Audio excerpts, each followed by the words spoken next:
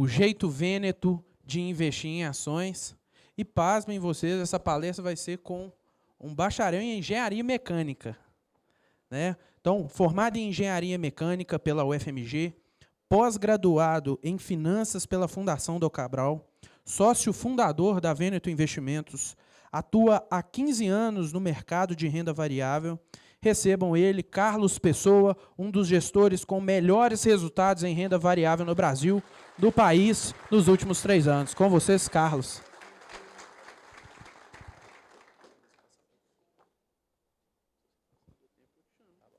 Obrigado, pessoal. Obrigado pela presença de todos vocês. Obrigado, professor Zé Márcio, pela excelente palestra. Eu sei que não é fácil vocês saírem uma segunda-feira à noite e sair do lar de vocês, da casa de vocês, e vir para cá escutar 2, 3 horas de apresentação.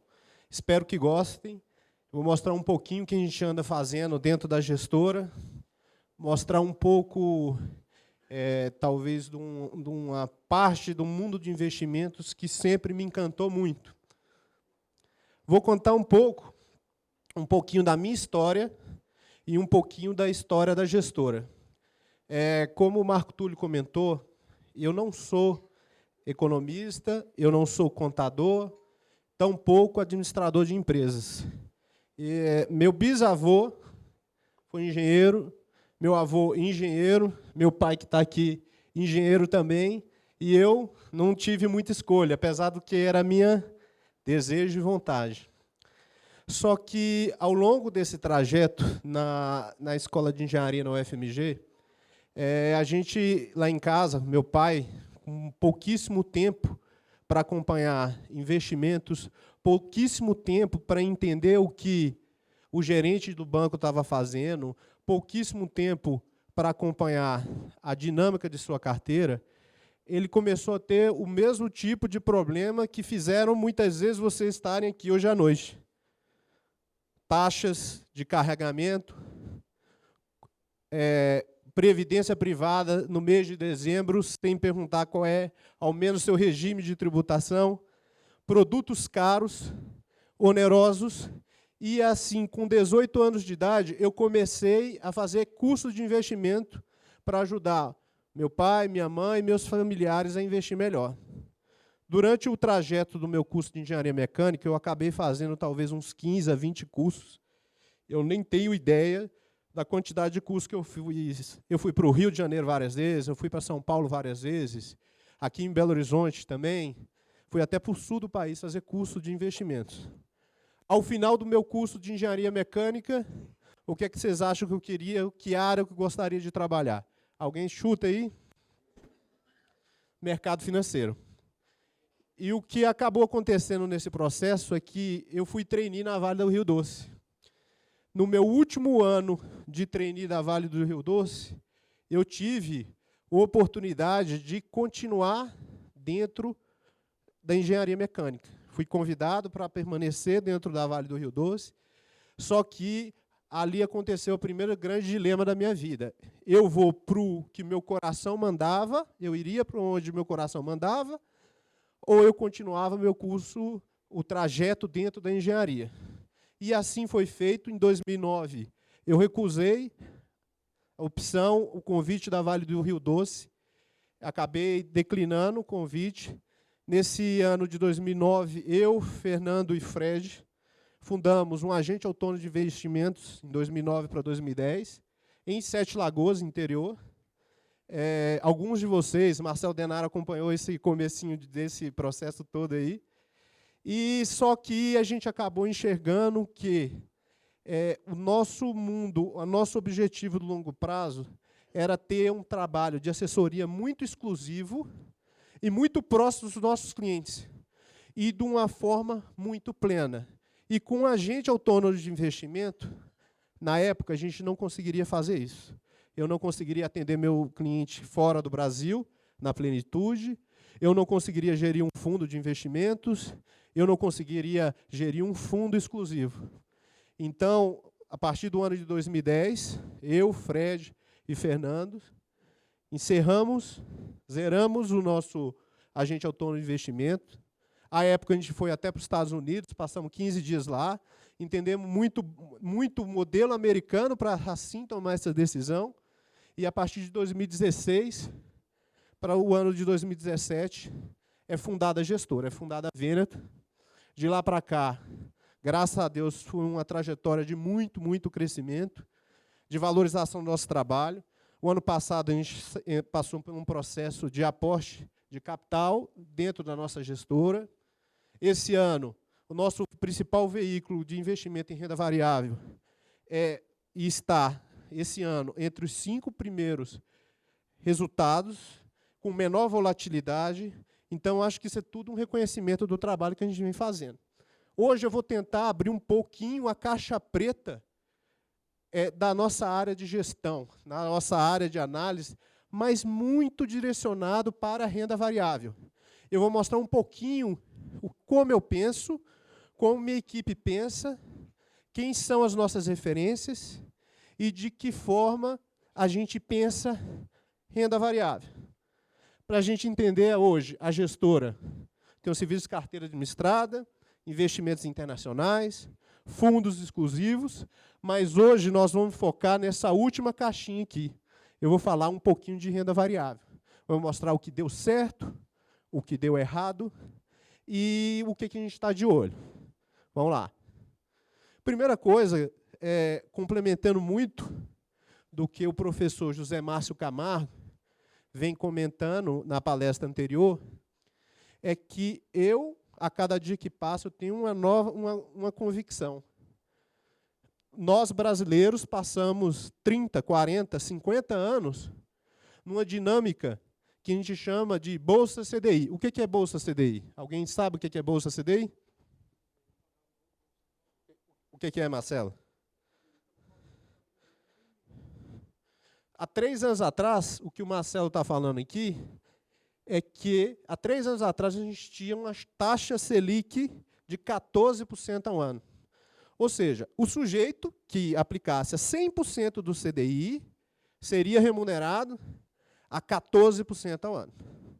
Só que, devido às reformas estruturais, reforma trabalhista, o PEC dos gastos, a reforma da terceirização, a probabilidade da reforma da Previdência mudou muito essa dinâmica. Mudou um ponto que nós saímos de 14,25 para algo como 6,5. 6,5, gente.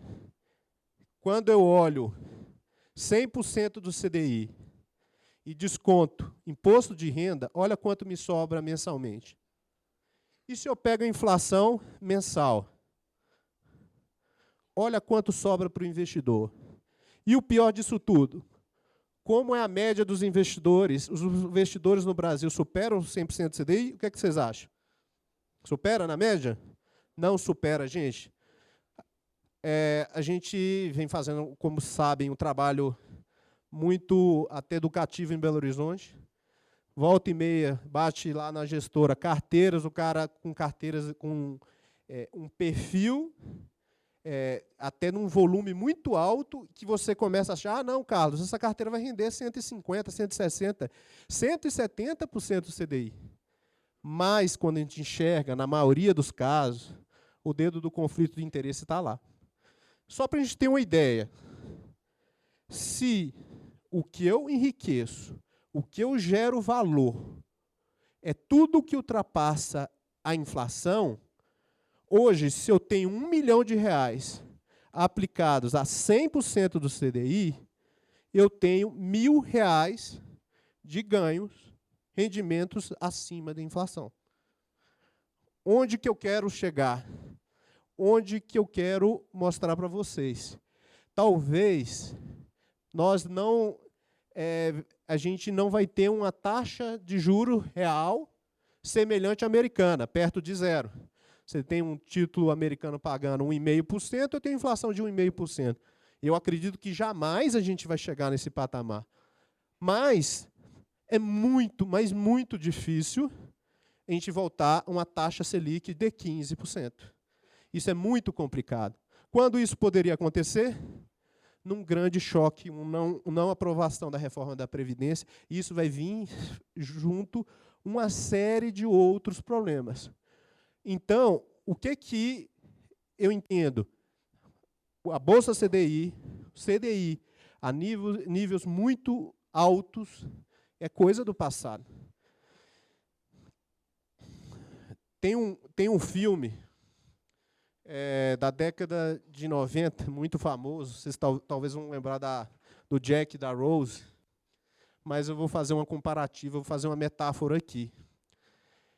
Quando a gente enxerga alguns investidores extremamente conservadores, extremamente atrelados ainda à época de rentismo, é mais ou menos o que acontece quando vocês lembrarem do filme dos músicos tocando e a água subindo.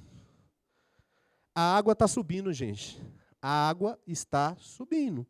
Quem estiver a 100% CDI no banco, a água subir é olhar para o extrato todo mês, ver que não está rendendo nada e muitas vezes nem descontar a inflação. Então, nesse cenário, a gente entende que o investidor vai ter que tomar, ele não tem alternativa, ele vai ter que tomar mais riscos. Ele vai, talvez, eventualmente, abrir uma empresa, ele vai construir imóveis e vender, ou ele vai ter que ser sócio de uma outra empresa, de uma empresa que ele não é o controlador. Quando eu compro uma ação, eu compro rigorosamente o mesmo papel que o dono do Banco Itaú compra. Então, eu tenho um instrumento de geração de valor muito eficaz se eu sei o que eu estou fazendo. Esse gráfico é bem legal. Isso é de um professor famoso de Wharton, Jeremy Siegel. Tem um livro bem legal dele, que é Investindo em Ações de Longo Prazo. E o que esse sujeito fez? Ele pegou o retorno desde 1802, a base americana facilita isso, até 2002, o desempenho do ouro, títulos públicos do Tesouro Americano, o T-bill, os bondes, a média dos bondes de crédito privado e o retorno das ações. Olha só olha só o desempenho das ações em relação a outras modalidades de investimento. Carlos, por que isso não faz sentido? Vocês já começaram a pensar bem que as ações nada mais são do que a economia real, que são as empresas, os negócios, os projetos que a gente vê aí fora, e que se um sujeito ele não tiver um retorno superior a um crédito privado ou um título público, ele provavelmente não vai topar abrir essa empresa? Vocês concordam comigo? Então, quando eu enxergar as ações, eu vou enxergar negócios que estão tentando ter um retorno superior a qualquer tipo e qualquer modalidade de renda fixa ou de qualquer outro tipo de modalidade de investimento conservadora. Digo mais, esse cenário de juros baixos acaba potencializando e gerando um fenômeno que a gente não sabe onde vai parar aqui no Brasil. Digo isso por quê? Juros mais baixos vai fazer o quê com essa vida real comentada? Consumo das pessoas vão aumentar. Por quê? Eu tenho menos juros, vai sobrar mais dinheiro, eu vou consumir mais. Eu vou me endividar mais, eu posso ter uma capacidade de endividamento até maior. Custo de capital das empresas. Uma empresa antes tomava crédito pagando 14% ao ano. Quanto ela paga hoje? 6,5%. E sabe o que vai acontecer, gente? Se passar uma reforma da Previdência, como o professor comentou, robusta, os juros não parará em 6,5%. Vai mais ainda, talvez 5,75%, talvez 5,5%. Tem gente falando em 5%, eu já não acredito tanto numa previsão tão grande. Entrando propriamente no nosso mundo de investimentos, eu vou comentar um pouquinho sobre esse sujeito. Quem sabe quem é esse cara aqui? Quem sabe? Quem acertar vai ganhar um livro do Gustavo Cerbasi. Quem é esse cara aqui? Quem falou Peter Lynch? Quem? Levanta o dedo.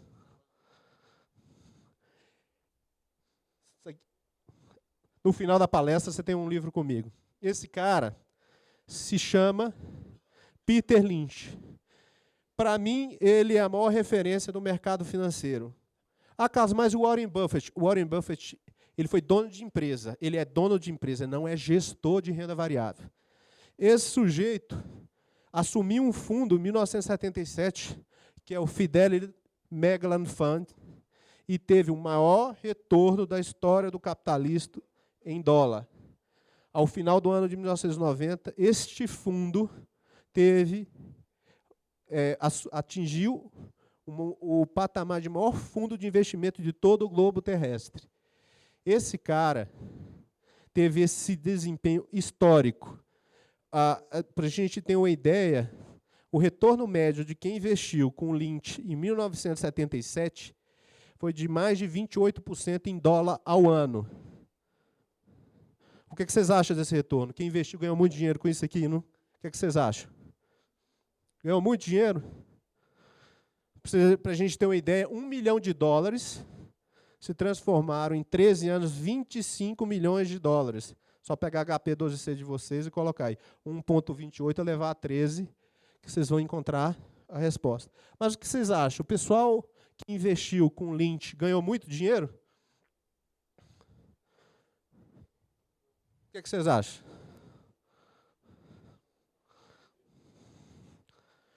Olha que impressionante, gente, da própria Fidelity. Mais de 50% dos investidores que investiram no melhor fundo do mundo perdeu dinheiro. Por que isso aconteceu? O que aconteceu, Glauco? As pessoas acham que renda variável é renda fixa rendendo 28% por ano, e não é. Renda variável se chama variável porque varia. Então, toda vez que o fundo da Fidelity, o Magellan, caía, o investidor sacava. Quando subia, o que ele fazia? Voltava. E assim seguia a manada perdedora. Então, quem quer investir em ações, quem quer ter o benefício de investir em ações, vai ter que pensar no longo prazo. Se eu for pôr meu dinheiro agora e daqui a um ano acontecer uma crise sistêmica como a de 2008 e eu sacar o meu recurso, eu vou estar jogando no lixo uma oportunidade muito grande de investir num veículo muito forte de geração de valor. Diante do cenário do Peter Lynch, ele começa, quando você estuda a obra dele, que é uma obra, inclusive, muito, muito interessante, ele acaba destrinchando alguns tipos de empresa. Um tipo de empresa, que são as empresas cíclicas, ele mostra como o pequeno investidor se torna uma presa fácil no mercado. Como ele gera a vida dele uma forma de queimar patrimônio em renda variável. Ele compra no topo e vende no fundo. Então, eu vou pegar um exemplo que a gente acabou de comprar na semana passada para dentro de todas as carteiras da gestora.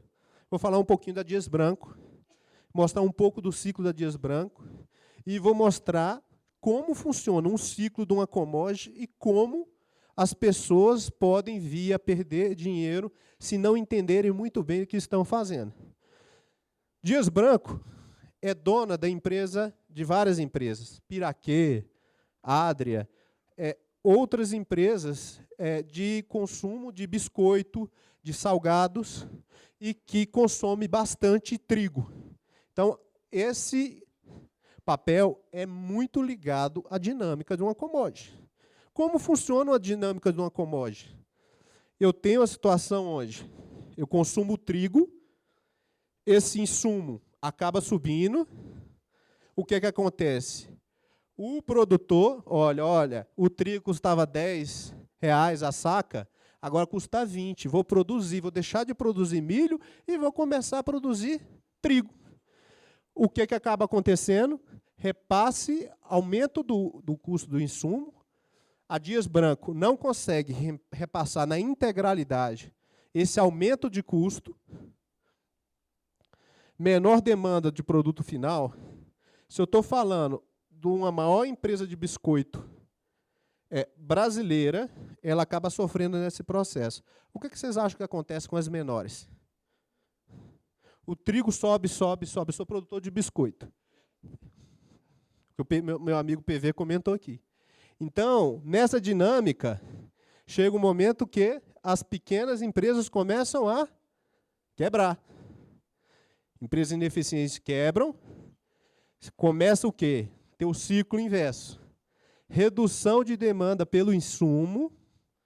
O preço do insumo começa a cair. Os sobreviventes começam a, no primeiro momento, a margem naturalmente. Carlos, o que é margem? De quanto eu faturo, quanto é lucro. Aumentam, e em algum momento eu começo a reduzir, inclusive, preço. Eu começo a ter um aumento de vendas, porque o preço diminuiu, eu aumento a procura. Mais compra de insumo e o ciclo se inicia novamente. Justamente nesse ponto, onde as empresas ineficientes, que o meu amigo PV comentou, é onde o mercado está espancando o papel. Só que o mercado muitas vezes esquece que esse ponto, é o fundo do poço, porque todas as pequenas estão começando a entrar em RJ. As pequenas estão entrando em concordata, estão entrando numa situação de calamidade financeira. Então, justamente nesse período, que é o que está acontecendo agora, trigo acabou de bater o maior preço da história, bateu no teto. Ninguém quer saber do papel. O papel chegou a custar R$ 65,00, chegou a bater R$ 35,00 e nós começamos a comprar. E provavelmente aqui, quando o mercado achar que o preço do trigo vai para 1 centavo, é justamente aqui que provavelmente eu penso em vender a nossa posição em Dias Branco. Um outro grande gestor, esse cara, inclusive, está entre os 400 homens mais ricos do mundo. Se chama Ken Fisher. Não sei se alguém já ouviu falar desse cara. Tem um livro até bem legal também, em inglês. The Only Three Questions That Count, do Lynch. E o que esse cara fez? Ele pegou um dado muito, muito simples. Ele pegou o retorno histórico da Bolsa Americana, o índice Dow Jones, desde 1872 até 2005. E o que esse cara começou a observar? Ele foi plotando no gráfico, olha, tal ano, esse aqui provavelmente é 2008, Bolsa Americana caiu 41%. Tal ano, ele subiu 50%. Tal ano, ela caiu 8%. E o que ele acabou enxergando, esse cara? Ele acabou enxergando que 2/3 dos anos, o índice americano, a Bolsa Americana se valorizava. E apenas 1/3 dos anos, essa Bolsa desvalorizava. Carlos, como é que aqui no Brasil? Como é que vocês acham que é aqui no Brasil? Contrário? Como é que vocês acham? Quem acertar vai ganhar uma caneca. Vocês acham que é como? A Bolsa brasileira se comporta um pouquinho pior do que a Bolsa americana, por volta de 65%. Por volta de 65%. Só que sabe qual é o dado mais importante dessa história toda que o Ken Fisher mostra? É que quando a Bolsa sobe, ela sobe em média quanto? 24%. Quando ela cai em média 8%. Então, eu tenho uma dinâmica favorável, eu tenho uma dinâmica que, se o investidor do longo prazo entender que cada 10 anos, 3, a Bolsa vai cair. 3, eu quase com a certeza absoluta que os próximos 10 anos, ou talvez 4 anos, irá cair. Mas se eu entender que quando ela sobe 3 vezes mais do que quando ela cai, eu tenho um excelente instrumento de formação de poupança. Eu tenho um instrumento muito poderoso, ainda mais com juros a 6,5%, 6%, 5,5%. Vocês acham que o americano investe tanto em renda variável por quê? Porque eles querem? Porque eles gostam de tomar risco? Não, porque eles não têm alternativa. Eles têm juro real negativo ou perto de zero. Eles não têm para onde correr. É a mesma coisa. Quando eu começo a falar em ações, quando eu começo a entender a dinâmica de ações, vem na cabeça, exemplarmente, esses 6 figuras aí. O que é que elas têm em comum? Esse aqui todo mundo sabe quem é, né? Quem é esse aqui? Esse aqui, alguém sabe? Charles Munger é o sócio do Warren Buffett. Quem é esse sujeito aqui? Ken Fisher. E esse aqui é brasileiro. Quem sabe? Luiz Base Filho. Exato. O maior CPF da Bolsa. Ele ultrapassou a fortuna de 3 bilhões de reais em renda variável, começando a vida dele como engraxate na Praça da Sé. Quem é esse aqui? Carl Icahn. E esse aqui, o genial Peter Lynch. O que é que eles têm em comum?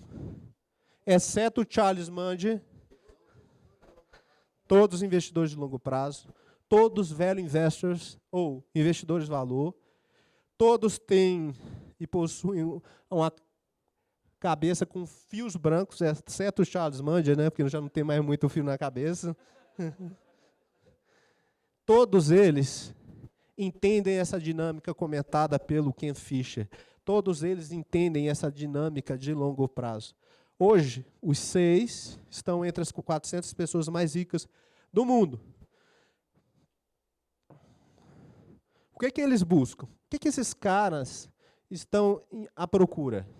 Eles estão à procura de uma situação onde a gente enxerga uma simetria entre preço e valor.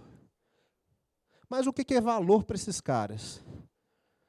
Valor é uma conjuntura para esses caras de 3 coisas muito importantes. Uma primeira coisa, ROI. O que é ROI? ROI nada mais é do que rentabilidade sobre o patrimônio. Rentabilidade sobre o ativo que você possui. Exemplo, qual é o ROI da poupança hoje? Qual é o ROI da poupança hoje? Se eu tenho 100 mil reais na poupança, quanto eu tenho de retorno? Quanto? Quanto, gente? Hoje, 4,5%. Então, teoricamente, o ROI da poupança é 4,5%. Não entendi? Teoricamente, mas é 4,5%. Esses caras estão atrás de grandes negócios lucrativos e rentáveis. Esses caras estão em busca de ativos rentáveis. Warren Buffett é sócio da Coca-Cola, que é sócio do Wells Fargo, que é sócio, inclusive, da Apple. Outra coisa que esses caras buscam, não adianta só eu ter rentabilidade. Eu tenho que ter proteção sobre essa rentabilidade. Essa palavrinha em inglês, quem sabe o que significa? Alguém sabe? Se chama fosso. Por que esses caras utilizam esse termo fosso, ou moat em inglês? Fosso, a gente volta à Idade Média, o castelo no meio, o fosso em volta. Então, não adianta ser rentável. Eu tenho que ter moat, eu tenho que ter proteção sobre essa rentabilidade. Então, esse é um segundo ponto muito importante para um value investor. O terceiro ponto, e crucial, que sem os outros 2 não existem, é o preço. Não adianta eu ter o melhor negócio do mundo se eu não tenho um preço adequado para o ativo que eu estou comprando. Eu chego lá, tem dia lá na gestora, e o pessoal começa, tal papel é bom, tal papel é bom, tal papel é bom, eu começo. Nem todo negócio bom é um bom negócio. Depende do preço, depende de quanto a gente está pagando. Então, quando eu vou fazer uma comparativa até para nós belo-horizontinos, que a gente conhece tão bem, vocês concordam comigo que o Verde Mar, vou pegar um exemplo aqui, belo-horizontino, o Verde Mar é um extraordinário supermercado? Todo mundo quer ir lá no Verde Mar, comprar a especiaria, o peixe, o sushi, que gosta. Vocês concordam comigo que ele tem um tipo de mote que o cara, ao invés de ir lá no EPA, ele resolve ir lá no Verde Mar, mesmo sabendo que ele vai pagar mais caro? Uma alusão legal é se eu chamar vocês para ir para um restaurante e falar assim, gente, vamos tomar Sintra, o que é que vocês vão falar comigo? Deus me livre e guarde, Carlos. Pelo amor de Deus. Eu digo, gente, mas a Sintra custa 4 vezes menos do que a Heineken que vocês amam. Não, mas eu prefiro pagar 4 vezes mais. Isso é mote, gente. Isso é fosso. Isso é blindagem. Então, quando eu falo no Verde Mar, eu tenho isso tudo. Mas você concorda que, hipoteticamente, se eu compro o Verde Mar por 100 milhões de reais, pode ser um bom negócio, concordam? Eu chego lá, 100 milhões de reais, vou comprar o Verde Mar. E se eu comprar ele por 20 bilhões de reais? Será que eu vou ganhar dinheiro nessa história? Provavelmente não, né, gente? Vou usar um exemplo hipotético, que a gente costuma usar, fazer isso de uma forma bem minuciosa dentro da gestora. Eu tenho uma empresa XYZ, que está sendo precificada a R$100, com o nosso estudo, nossa modelagem, traçando cenários, a gente consegue entender que o menor preço possível desse ativo é R$70. E o maior preço possível seria R$130. Ou seja, eu limito uma zona onde eu acredito onde o papel pode ir e onde ele pode cair. Vocês concordam comigo que talvez eu pagando R$100 por esse ativo, eu não tenha uma assimetria de valor razoável para estar fazendo isso aqui, para estar fazendo essa compra? Vocês concordam comigo? Mas se em algum momento esse papel buscar R$73, buscar até mesmo R$70, e eu tenho um momento de assimetria de valor, aí você deve falar comigo, ô Carlos, mas isso não existe não. Isso é coisa de gestor dando palestra segunda-feira à noite. Ano passado isso aconteceu e foi um dos movimentos mais fortes que a gente teve dentro de nossas carteiras de renda variável. Essa empresa todo mundo conhece, é a Riachuelo, uma das maiores empresas varejistas do Brasil, uma empresa lucrativa, rentável, com um monte de subsídio fiscal, principalmente na região do Ceará, e que no meio da confusão eleitoral, o seu presidente Flávio Rocha resolve se candidatar à presidência da República com um discurso bem extremista. Para piorar dessa situação, a gente teve, em maio do ano passado, o que a gente teve? Greve dos caminhoneiros. Tudo foi para o chão. Todos os ativos foram para o chão. Para piorar, passou-se a greve dos caminhoneiros, o balanço, quando eu não tirava essa sazonalidade do problema ocorrido, eu não conseguiria ver exatamente qual era o valor dessa empresa. Então, a gente fez o nosso para casa, a gente limpou o balanço dele, começamos a comprar esse papel quando ele bateu R$80, ele estava 160, bateu 80, nós começamos a comprar de 80 até 84, e 4 meses depois eu brinco com o Fernando, meu sócio, e falo assim, essa foi uma das operações mais rápidas que a gente teve dentro da gestora. Ela chegou a bater R$165 em 4 meses, logo depois da greve dos caminhoneiros. E foi aí que a gente zerou 100% da nossa posição. Falar o que comprar é tão importante quanto saber quando vender ou não comprar. Eu vou mostrar um pouquinho do que é valuation reverso e da forma que eu tento trazer para a vida real na hora que eu estou analisando um papel para a gente comprar. Quando eu vejo uma oportunidade, eu olho o preço dela atual e penso, para eu estar comprando esse ativo X, esse papel deve e tem que se valorizar uma taxa de 15% ao ano. Se eu tenho uma Selic de 6,5%, eu tenho que ser premiado em 15% ao ano. Depois disso, se eu identifico talvez uma oportunidade nesse sentido, eu tenho que ir para a pesquisa de campo. Pesquisa de campo, a gente começa. Liga para o RI, relações com investidores, todos os dias. Visita empresa, lê relatório. Liga para a RI de novo, visita empresa, lê relatório, faz conta, valuation reverso, até a gente ter algum tipo de segurança do que a gente está fazendo. Vou usar um exemplo atual. WEG Motores Elétricos, uma das maiores empresas de motores elétricos do mundo, inclusive. Hoje, uma referência nacional. 19/1/2018, o valor de mercado da WEG, ou seja, alguém que fosse comprar todo o papel, custava 42 bilhões de reais. 42 bilhões de reais. Quando eu enxergava, se eu estou fazendo investimento de 42, se eu quero ter um lucro satisfatório, ou essa empresa tem que estar lucrando 6,3 sobre 42, ou seja, para ele me entregar já um lucro de 15, ou o lucro na data era 1,4, ele deveria sair de 1,4 e rapidamente buscar o 6,3. De duas, uma. Por quê? Se eu comprasse ou permanecesse na carteira com WEG, com um lucro de 1,4 bilhão sobre o valor pago de 42, eu demoraria 30 anos para retornar meu investimento. Isso é razoável, gente? Eu passar 30 anos para retornar meu investimento?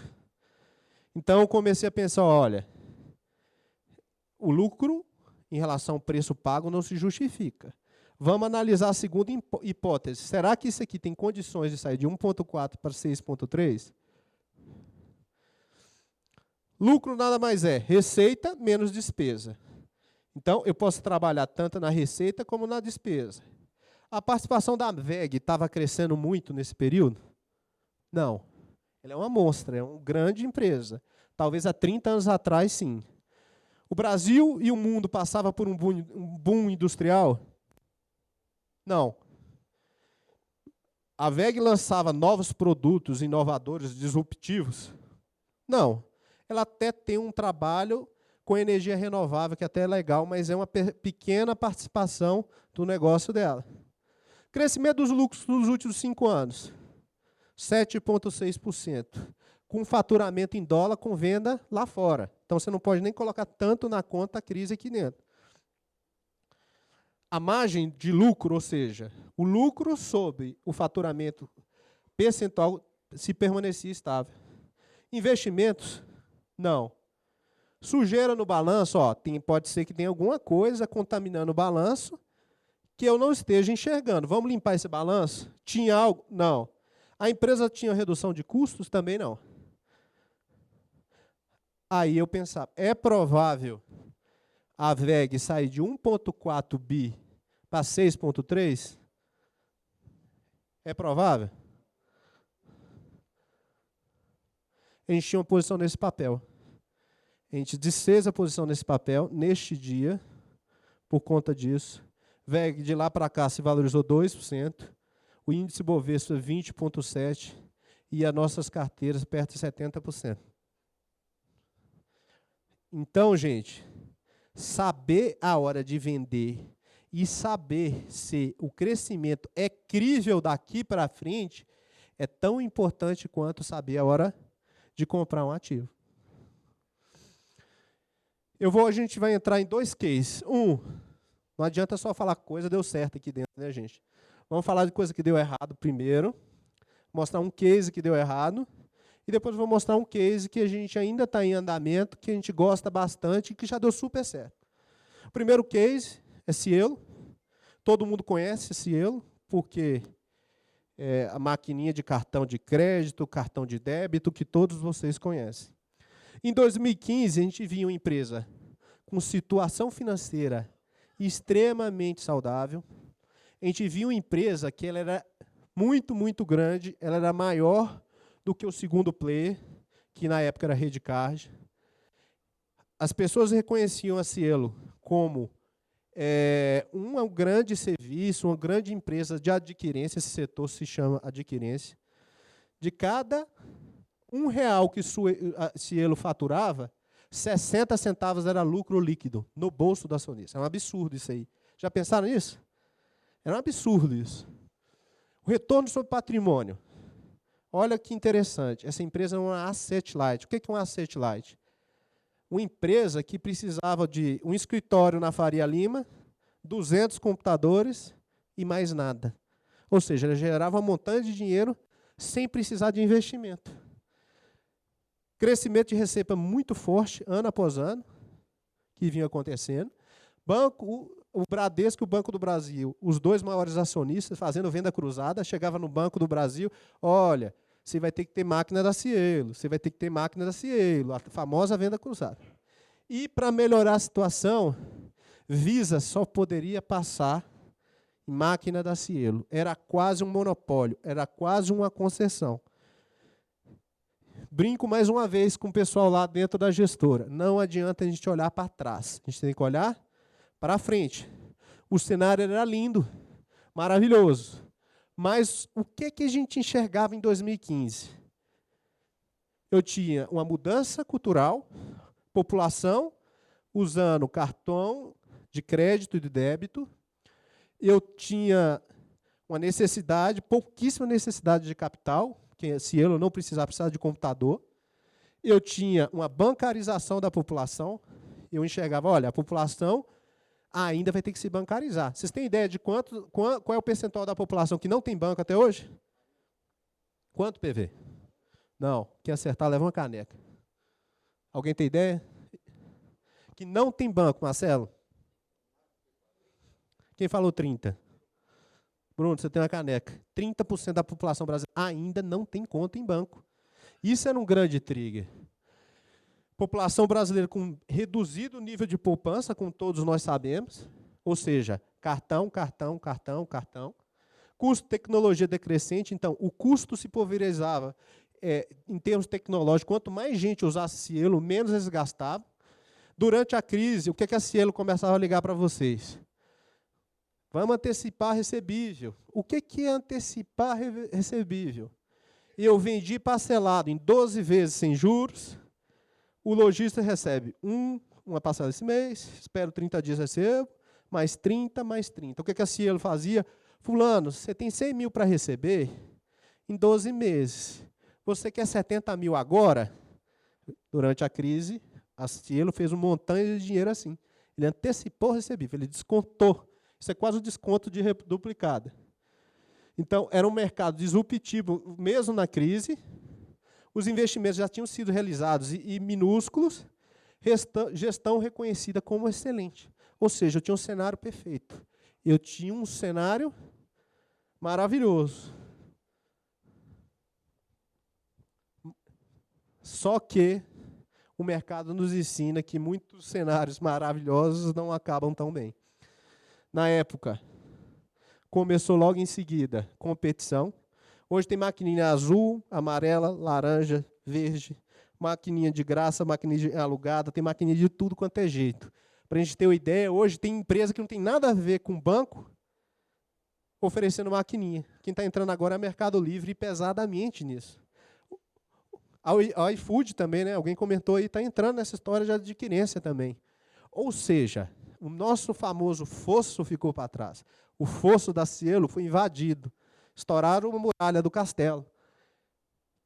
A queda da lei de exclusividade da Visa caiu-se por terra também. Foi muito ruim para ela. PagSeguro vendendo maquininha via correio. O que a Cielo fazia? Ela pegava a máquina, mandava para sua casa uma pessoa, vendia, alugava e você pagava uma assinatura. O que acontecia? Esse valor é muito pequeno. Um mês depois, o lojista quebrava a máquina e sumia com a máquina. O que a PagSeguro teve de ideia genial? Sabe de uma coisa? Eu vou pegar e vou vender esse troço. Se o cara quiser pôr fogo na máquina, problema é dele. Vou mandar para o correio, não vou mandar ninguém entregar. O problema é dele, ele que se vire para lá. Entrou num público com Michel Teló, fazendo propaganda para baixa renda, cabeleireiro, motorista de táxi, todos os públicos possíveis e imagináveis, E a Cielo, de uma forma arrogante, achando que era a senhora de si. O que aconteceu? O resultado operacional da empresa começa a piorar violentamente. No último trimestre, a queda do lucro foi 40%, gente. O castelo foi invadido e estão matando todo mundo lá dentro, é igual Game of Thrones. De lá para cá, trocas de gerências, logística, o que acontece? Isso, a maquininha é igualzinho companhia aérea, gente. Vocês vão viajar, o que vocês fazem? Vou viajar. Vou para onde? Decolar.com. Se a Gol tem R$50 mais barato que a Azul, e você adora ver televisão na Azul e comer os snacks da Azul, que você vai para a Gol.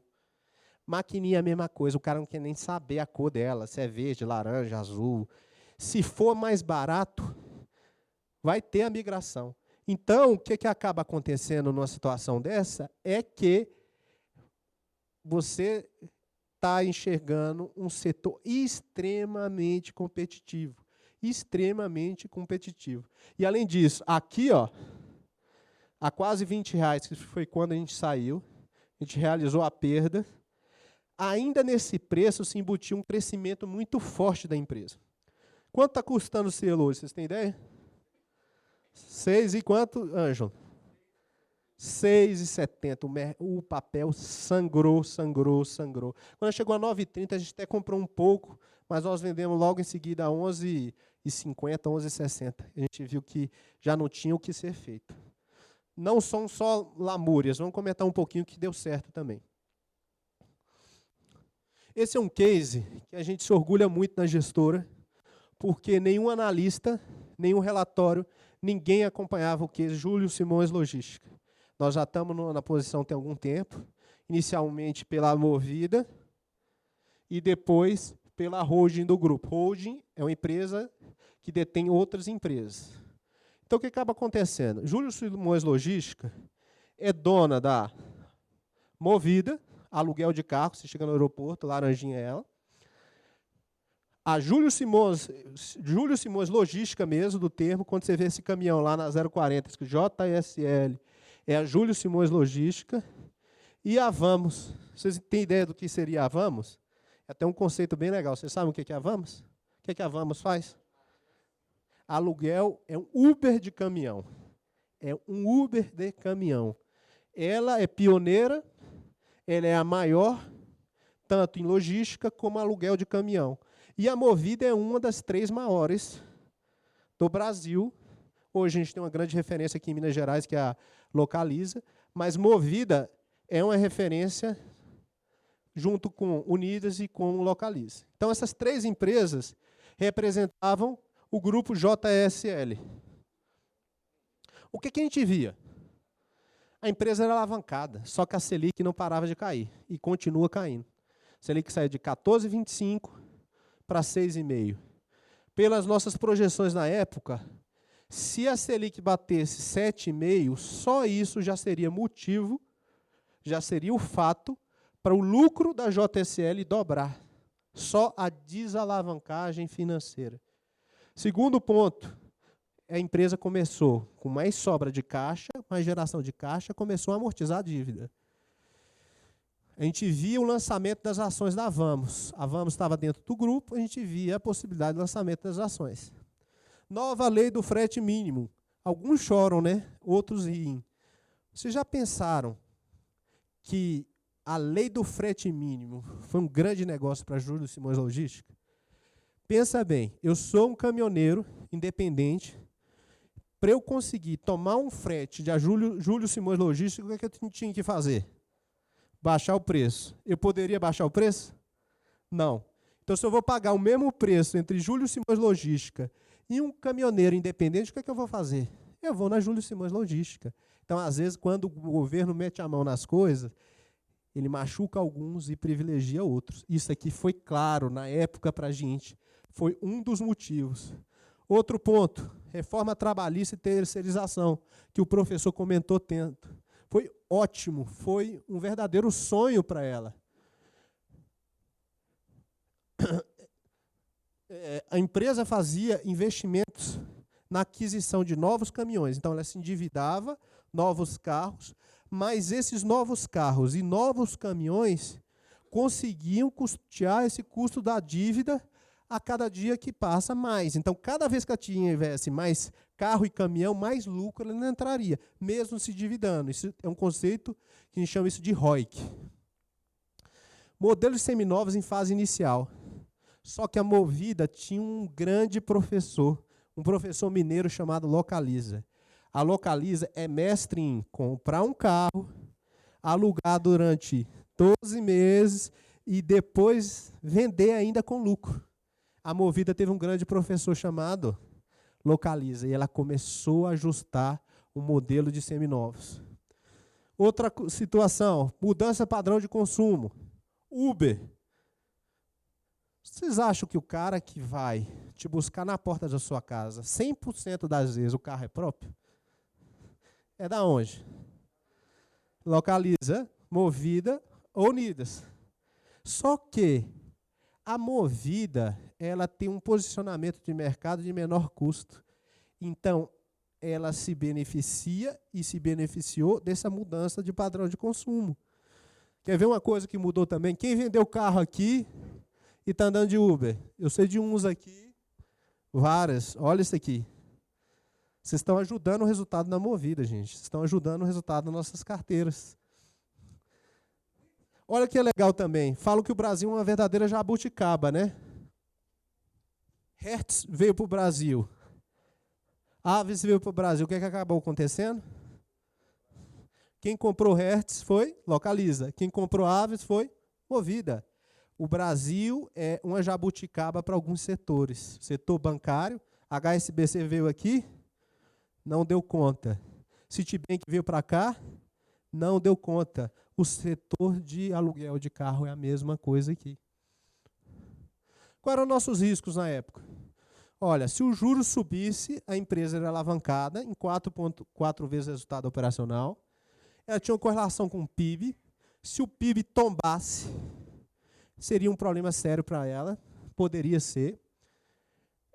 Possibilidade de concorrentes na Vamos, mas a Vamos era um monstro muito grande e é muito difícil enxergar isso.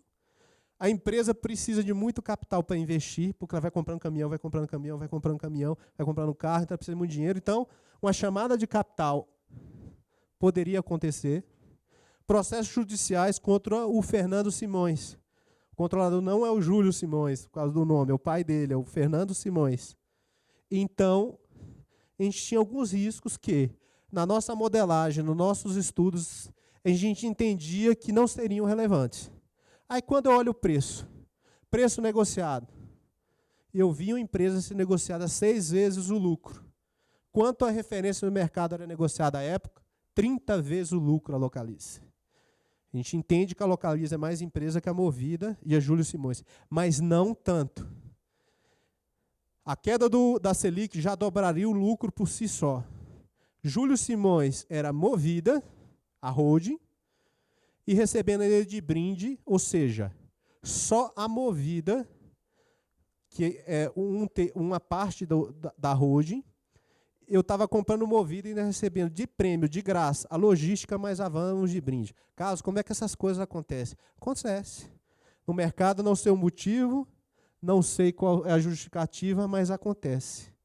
Outra coisa que as pessoas não conseguiam entender é porque não estavam predispostos a fazer o para casa, como diria o Peter Lynch. Quando a Movida e a Vamos compravam um caminhão, isso não era investimento no balanço. Isso era uma despesa. É a mesma coisa uma indústria têxtil comprar algodão.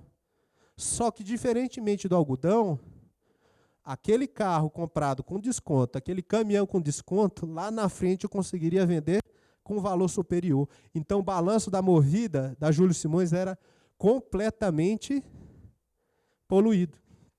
O pior cenário que a gente modelava era a gente ter um retorno de 100% do valor investido. O que é que aconteceu? Nós compramos a 6,40.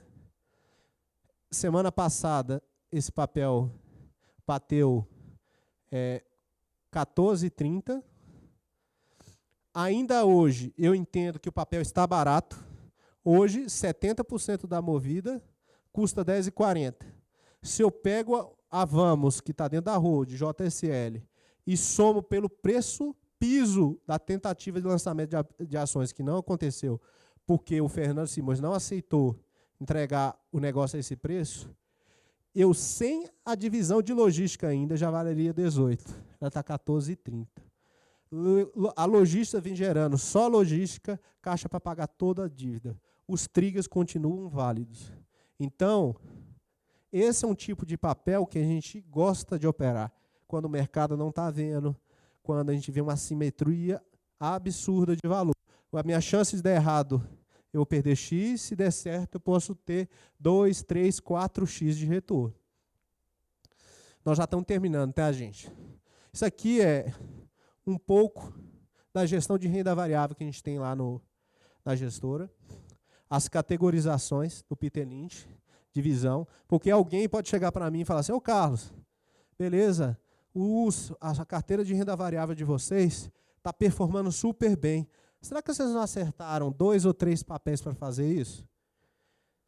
Eu costumo brincar com os meninos lá na gestora. O futuro a Deus pertence, nós vamos continuar trabalhando muito, pesquisando muito, mas em 12 meses, 13 operações ultrapassaram 100% de retorno. Eu acho que isso não foi à toa.